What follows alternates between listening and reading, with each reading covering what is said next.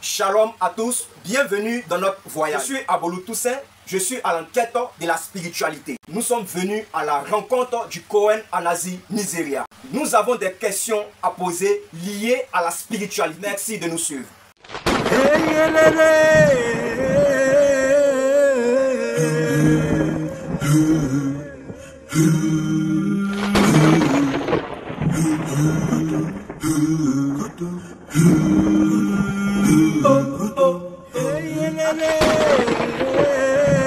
Shalom Cohen. Shalom, shalom. Sans plus tarder, nous allons passer à la première question. Ok.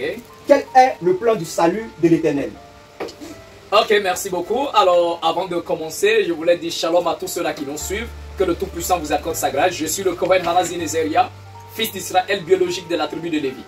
Alors, pour revenir à la question de savoir quel est le plan du salut de l'Éternel, c'est une question extrêmement importante à comprendre. D'abord, quand nous parlons du plan de salut de l'Éternel le Tout-Puissant, déjà, dans la question, nous avons déjà une idée qui nous démontre qu'en ce qui concerne le salut de l'homme, ce n'est pas lui qui décide. Ce n'est pas l'homme qui va élaborer son plan de salut. Mais c'est le Tout-Puissant Créateur lui-même qui établit un plan pour pouvoir sauver l'humanité. Mais de nos jours, malheureusement, beaucoup de personnes veulent être sauvés selon leurs propres moyens à eux. Et en ce moment, ils vont créer des religions. Et ces religions vont plus plonger beaucoup de personnes dans le mal, dans le péché. Au lieu de les aider à recevoir le salut, ils vont se perdre davantage. Alors, le plan du salut de l'Éternel est divisé en trois parties qu'il faut connaître absolument et les maîtriser. Premièrement, le plan du salut de l'Éternel, dans un premier sens, c'est quand il nous donne la loi. Il nous donne la Torah par l'intermédiaire de Macha, qu'on va appeler Moïse. Donc l'Éternel donne à ce prophète-là ses commandements, sa volonté, ce qu'il désire et ce qu'il déteste. Donc dans la loi de Macha, dans la loi de Moïse, le Tout-Puissant nous donne des règles à observer, des coutumes, des pratiques, des rituels qu'il faut effectuer. Et dommage que le christianisme aujourd'hui va qualifier la loi de Moïse comme quelque chose qui est dépassé. Ils vont même appeler ça l'Ancien Testament. Et qu'il ne faut plus pratiquer ces rituels-là, mais qu'il faut pratiquer maintenant le Nouveau Testament, alors que le Nouveau Testament ne nous montre jamais comment vivre une spiritualité avec l'Éternel. Donc, premièrement, la première partie du plan du salut de l'Éternel est la réception de sa loi, de ses commandements, de ses coutumes, ses rituels qu'il nous a donnés. Mais à qui le Tout-Puissant Créateur a donné sa loi, ses commandements et ses rituels? Premièrement, il va donner sa parole aux enfants d'Israël. Mais les enfants d'Israël ne sont pas des Européens. Les enfants d'Israël biologiques ne sont pas des Occidentaux. Les enfants d'Israël biologiques, c'est un peuple noir en Afrique. Moi-même, je suis israélite de la tribu de Lévi. Exactement. Je suis noir, je ne suis pas blanc. Je ne dis pas que tous les noirs sont des israélites, mais tous les 12 tribus d'Israël sont tous des noirs. Exactement. Alors, ceux qui sont en Israël aujourd'hui, en Orient là-bas, qui se font appeler des juifs, ce sont des usurpateurs d'identité. Exactement. Ce ne sont pas des vrais juifs. Ils n'ont aucun lien de sang avec Abraham, Isaac et Jacob. Abraham, Isaac et Jacob, Moïse, tout cela, ce sont nos ancêtres à nous. Et voilà pourquoi j'ai toujours répété que la Bible, ce qu'on va appeler la Bible, ce n'est pas l'histoire des Occidentaux, ni l'histoire des Blancs, c'est l'histoire du peuple d'Afrique qu'ils ont pris et modifié. Donc, la première partie du salut de l'Éternel, c'est la réception du don de l'Éternel qui est sa loi, sa Torah, ses commandements. Celui qui vit selon la loi de l'Éternel, ses commandements, ses coutumes et tout ce qu'il nous a donné là, la personne est dans la spiritualité de l'Éternel. Ok? Maintenant, le deuxième plan, c'est-à-dire la deuxième partie du plan de l'Éternel en ce qui concerne le salut, c'est quand il nous a envoyé son Fils bien-aimé, afin que celui-ci puisse nous apporter la lumière de sa parole, sa vérité, afin que le Christ, le Mashiach, nous apporte bien vraiment la connaissance absolue de l'Éternel. Mais dommage encore, l'Occident a encore arraché ce Christ-là à l'Afrique. Parce que le Christ que beaucoup vont appeler Jésus n'est pas un occidental. Donc, ce qu'on nous fait croire, Ouais. le Christ est réellement un Africain ou un blanc? Le Christ n'a jamais été un blanc. Le véritable Christ. Si Israël est un peuple noir, les 12 tribus d'Israël sont des noirs. Donc le Christ qui sort d'Israël, qui a pour père biologique Joseph et mère biologique Maria, ils vont appeler la Vierge Marie. Mais si ses parents sont africains, ses grands-parents sont africains, Maman Anne était sa grand-mère, d'accord? Yahuyakim était son grand-père. Donc alors comment se fait-il que le Christ peut être blanc? Le Christ n'est pas blanc, il est un noir africain et il a vécu en Afrique bien sûr. Donc voici la deuxième partie du salut de l'Éternel quand il nous révèle sa vérité par l'intermédiaire du Christ. Maintenant la troisième partie du salut de l'Éternel, c'est que le Tout-Puissant Créateur en cette fin de temps nous donne à l'humanité également un sauveur. Donc la troisième partie du salut de l'Éternel en cette fin de temps, c'est quand le Tout-Puissant décide encore d'unifier toute l'Afrique. Et il donne à l'Afrique un sauveur. Et c'est celui-là qui vient non seulement défendre les coutumes et les traditions africaines, et les délivrer bien sûr du danger occidental. Alors voilà pourquoi ce sauveur que l'Éternel promet à Israël, ainsi qu'à tout le peuple d'Afrique, selon la prophétie d'Ésaïe, le chapitre 19, ce sauveur quand il vient, il est purement un Africain. Et il prêche les coutumes et les traditions africaines. Il demande à tous les hommes de revenir à la spiritualité authentique de l'Éternel qu'il a donnée au peuple d'Afrique. Donc voici le plan du salut de l'Éternel concernant l'Afrique et le monde entier bien sûr.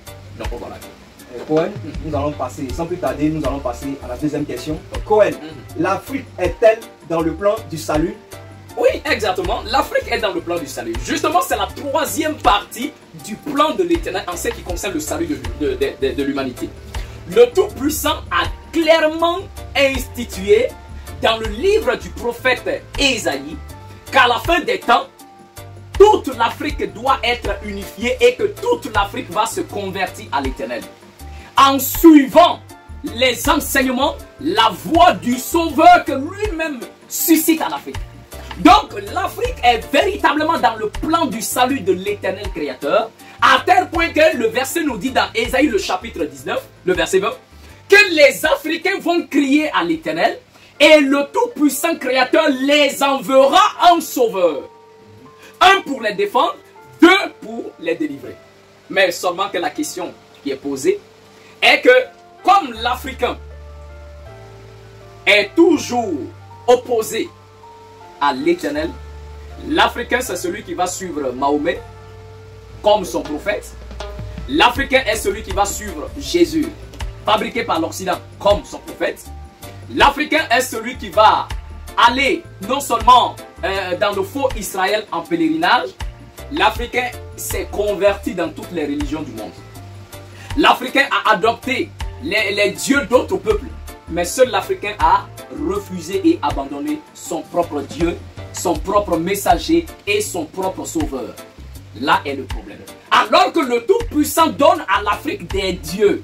Le Tout-Puissant donne à l'Afrique son prophète. Le Tout-Puissant donne à l'Afrique son sauveur. Mais c'est cet Africain qui abandonne ses dieux, qui abandonne son prophète, qui abandonne son sauveur pour aller suivre le prophète d'autres peuples.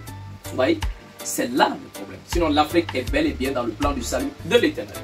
La prophétie de l'Éternel, comme je venais de le dire, l'Éternel avait bien spécifié ça. Avant que même nous arrivions en cette fin de temps, le prophète Ésaïe avait déjà prophétisé. La prophétie est claire. La prophétie d'Ésaïe, le chapitre 19, nous dit déjà à partir du verset 1 que l'Éternel vient dans le pays de Misraïm. Bon, dans la plupart des versions falsifiées, ils ont mis là-bas l'Égypte. L'Égypte n'est qu'une petite partie de l'Afrique. Alors que dans le texte hébraïque, c'est le mot Misraïm. Misraïm, c'est presque une grande partie de l'Afrique. Le verset dit que l'Éternel vient dans le pays de Misraïm, donc en Afrique. Et deuxièmement, le verset 19 nous dit il y aura un monument, un autel et un monument dans le pays de Misraïm, c'est-à-dire en Afrique. D'accord? Et il dit là, les Africains viendront, ils offriront bien sûr leurs holocaustes à l'Éternel, ils feront leurs sacrifices, ils feront des vœux et l'Éternel les exaucera. Ils feront des vœux qu'ils vont l'accomplir et l'Éternel va écouter leurs prières.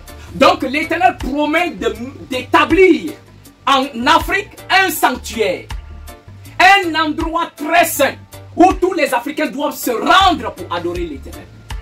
L'Africain n'aura plus à sortir de l'Afrique pour aller en pèlerinage à la Mecque.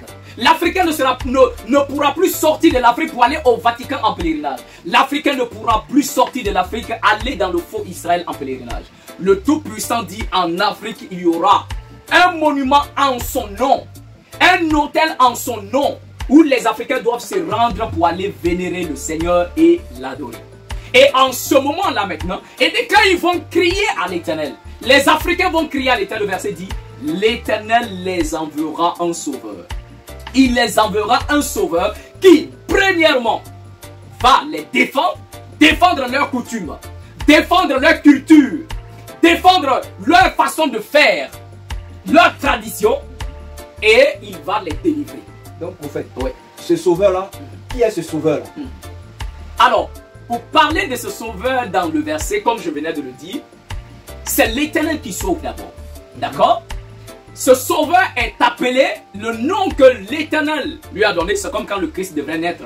L'Éternel envoie un archange pour dire à la femme Marie, pour dire que tu auras un fils et tu lui donneras le nom de Yahusha, car c'est lui qui sauvera son peuple de ses péchés. Donc le sauveur promis à l'Éternel est appelé Yashael. Yashael est un mot hébreu. Yasha qui signifie sauver. Elle est le préfixe du mot Elohim. D'accord? Et le mot Elohim fait référence à l'Éternel et à tous les anges des cieux, à tous les esprits des cieux. Donc Yashael signifie celui par qui les dieux sauvent les hommes. Donc voici d'abord la définition. Donc pour chercher à déterminer qui est ce sauveur, il faudrait comprendre d'abord que c'est un simple humain, mais que les dieux utilisent pour sauver l'Afrique. Donc ce sauveur personne, ce n'est pas ses yeux qui sauvent, ce n'est pas sa nature qui sauve, mais ce sont les dieux à travers lui qui sauvent l'humanité, qui sauvent l'Afrique. Alors, ce sauveur n'est nul autre que moi-même qui suis en train de vous parler. Je répète, ce n'est pas un moyen de s'enorgueillir. Ce n'est pas un moyen de se glorifier. C'est l'Éternel qui choisit qui il veut, quand il veut et comme il veut. Et dans ce contexte-là, ce n'est pas moi qui sauve en tant que tel. Moi, je n'ai pas de puissance, je n'ai aucune force en moi-même pour sauver quelqu'un. Mais ce sont les dieux de toute l'Afrique. Les dieux des cieux et le tout-puissant créateur, tout simplement qui passe par moi afin de pouvoir ramener les gens à la réalité, au salut et à la compréhension de la véritable spiritualité de l'Éternel. Les amener à enlever de leur cerveau les pourritures que l'Occident a mis dans leur tête. Parce que quand le tout-puissant créateur a donné des coutumes, des traditions et des lois à nos ancêtres, ils vivaient la spiritualité de l'Éternel jusqu'à ce que l'Occident arrive avec la falsification de la parole qu'ils vont appeler la Bible et qui viennent diaboliser toutes nos pratiques africaines. Alors l'Africain doit aujourd'hui sortir de ces bêtises occidentales-là. Qu'il sorte du christianisme, qu'il sorte de l'islam, qu'il sorte de l'hindouisme ou du bouddhisme, qu'il revienne à la véritable spiritualité de l'Éternel. Et quand je parle de la véritable spiritualité de l'Éternel, je ne parle pas d'un mouvement religieux ou quoi que ce soit, parce qu'il faut faire la part des choses. Aujourd'hui, on a quand même des personnes qui prêchent la spiritualité. Il y a des kamites, il y a d'autres branches qui prêchent la spiritualité, mais en réalité des spiritualités aussi erronées. Avec le sacrifice des animaux. La spiritualité de l'Éternel ne demande pas le sacrifice d'un homme ni le sacrifice des animaux. Donc les kémites dont on parle, qui effectuent les sacrifices d'animaux, eux, ils ne sont pas dedans. Quand on parle des kémites aujourd'hui, d'abord le mot qu'ils ont employé pour parler des kémites vient du mot Kama. Donc Kama, pour parler de Kam, Noé a eu 3 enfants. Il y avait Shem, Kam et puis Japhet. Donc Shem est le père, Shem et puis Kam, ce sont les ancêtres de toute l'Afrique. D'accord? Donc quand on dit aujourd'hui kémite, normalement ce n'est pas d'abord un mouvement religieux. Ce n'est pas d'abord un groupe de personnages qui se mettent là à faire des adorations. Quand on dit kémite, ça veut dire tout simplement descendant de Kam. Ok? Ça veut dire descendant de Kam. Donc que les gens arrêtent de faire l'amalgame que comme quand on dit Kémite, c'est un mouvement religieux qu'il faut se lancer là-dedans. Non. Tous ceux qui sont les fils de Kam, donc ils sont Kémites. Maintenant, si on prend ce mot Kémite là, pour pouvoir créer une religion ou une branche de spiritualité pour donner le nom Kémite, alors il faut comprendre qu'à l'origine, Kémite veut dire tout simplement descendant de Kam. Donc voilà. Ok, merci bien Cohen. Quel est le dernier message à passer? Alors, mon dernier message à passer est de m'adresser à tous ceux qui sont africains. Ça, je répète bien. Tous ceux qui sont des Africains doivent sortir des religions. Si quelqu'un se dit africain en pratiquant le christianisme, l'islam, l'hindouisme, est un Africain indigne qui a trahi sa terre, qui a trahi ses dieux et qui a trahi ses ancêtres. Et vous qui m'écoutez, en tant qu'Africain, votre culture, votre tradition, ce n'est pas la sorcellerie. C'est ce que vous devez comprendre. L'Occident est arrivé à diaboliser notre culture et nos pratiques. Ils sont venus considérer nos autels, parce que j'ai toujours enseigné qu'il y a des anges qui s'incarnent dans la matière. Ils sont venus qualifier les autels comme des fétiches. N'est-ce pas?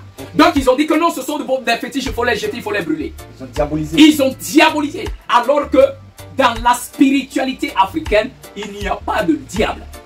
Ici, aucun Africain ne s'est jamais mis quelque part pour dire oh diable, Satan, je t'adore, viens. Non. Jamais en Afrique. Jamais en Afrique. Le Tout-Puissant nous a donné des spiritualités. Nous connaissons par exemple le pouvoir ou l'énergie par exemple de ce balai. Nous connaissons le pouvoir et l'énergie de la corne. Et quand les deux s'associent ensemble, nous connaissons sa valeur et son pouvoir. Et c'est ce qu'ils ont appelé fétiche. Ça, ce n'est pas fétiche. C'est ce que vous voyez en main et tout simplement un hôtel pour que les esprits y habitent. C'est comme quelqu'un qui ne connaît pas la spiritualité d'une personne qui diabolise sa spiritualité. Exactement. Et c'est ce qu'on les a amenés à croire.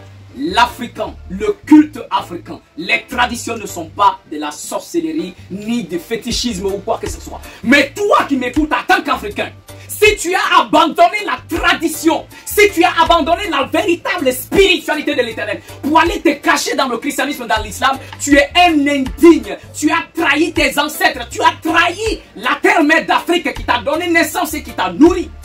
Tu penses que si nos traditions et coutumes étaient de la sorcellerie, toi tu penses que tu allais l'être? Tu penses que ta maman allait non seulement être enceinte de toi et que elle arrive à accoucher, que tu arrives à naître et à grandir sans qu'on ne te bouffe? Toi, tu penses que c'est une force, je ne sais pas d'où, de l'Occident qui t'a gardé en vie jusqu'à maintenant? Si tu n'as pas été bouffé.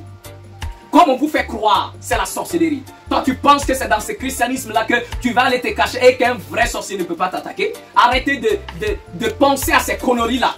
Si un vrai sorcier veut te bouffer, même s'il va te cacher dans la maison du pasteur, ça ne peut pas te sauver. Parce que le christianisme, ce n'est que du mensonge. Il n'y a pas de pouvoir. Même quand on vient dire au nom de Jésus, le nom de Jésus signifie je suis cochon. Ah bon? Jésus signifie je suis cochon. C'est la même chose qu'ils ont fait avec le nom Noël. Ils ont pris 2 langues pour créer Noël. Donc quand on dit Noël, il y a l'anglais et puis il y a l'hébreu. Non, non en anglais c'est non.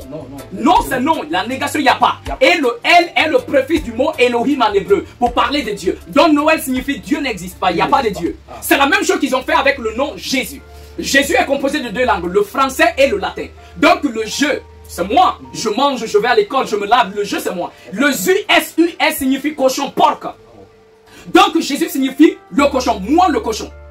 Alors, c'est ce nom-là peut avoir quel pouvoir? Donc, si vraiment un sorcier mal intentionné veut tuer quelqu'un, lui pense que ce nom Jésus-là peut le sauver. Absolument pas. Parce que c'est un nom blasphématoire déjà. Le Christ ne s'appelle pas Jésus, mais Yahusha. Yahusha est le nom de l'Éternel lié, associé au mot sauvé. Yahusha, qui signifie, voilà le nom du Créateur, Yahuwah.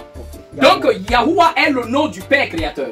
Maintenant, le mot sauvé en hébreu, c'est Yasha, ou tout simplement, on prend tout simplement Sha. Donc Yahusha signifie Yahuwah sauve. Voilà pourquoi la parole dit, quiconque invoquera le nom du Seigneur sera sauvé. Donc le christianisme qui invoque le nom de Jésus n'est pas non plus sauvé. Aucun chrétien n'est sauvé. Aucun chrétien n'est sauvé. Aucun chrétien n'entrera au paradis. Aucun pasteur, prophète, évangile, docteur, bishop, archibishop n'entrera au paradis. Aucun n'entrera. Puisqu'ils ne connaissent pas véritablement le nom de l'Éternel. Exactement. Je prends un exemple, non? le Christ dit dans l'évangile de Jean, il dit, Père, je t'ai fait connaître au monde, j'ai fait connaître ton nom au monde. Le christianisme n'a rien à voir avec l'éternel en fait. Le christianisme est une invention, ce n'est pas l'éternel qui a fait ça. Ce n'est pas le Christ qui a donné le christianisme actuel. Le christianisme actuel est une falsification de la spiritualité africaine. Le christianisme est une copie falsifiée de notre spiritualité africaine à nous. C'est ça le gros problème. L'Occident n'avait aucune religion. L'Occident n'a aucune spiritualité parce qu'ils ont abandonné l'éternel il y a longtemps. Dès qu'ils ont décidé d'entrer dans la notion de la traite négrière et qui ont décidé de rendre les Noirs esclaves, les dieux les ont abandonnés. Wow. Comment est-ce que vous pouvez dire que vous êtes dans la vérité et que vous êtes les messagers de Dieu et que vous avez le message de Dieu, ce message de Dieu qui dit tu ne tueras point? Et quand ils sont venus en Afrique ici, qu'est-ce qu'ils ont fait? Ils ont tué nos pères. Ils ont violé nos mères. Exactement. On les a pris là pour aller vendre. Pourtant, c'est cette même Bible qu'ils ont qui dit le fait d'attraper un humain et de le vendre, on t'attrape, tu seras puni de mort. Lévitique le dit. Celui qui attrape un humain pour le vendre est passible de mort. Exactement. Ça est dans leur livre. Le verset dans la Bible qu'ils ont apporté, cette même Bible dit que tu ne voleras pas. Mais ce sont des gros voleurs. Exactement. Ils sont venus tout voler ici. Ils ont volé nos statues. Exactement. Ils disent que c'est du fétichisme. Ils disent que nos statues, c'est du fétiche. Ce sont des idoles. Ok, il n'y a aucun problème. Mais ils ont tout pris pour aller déposer dans leur musée là-bas.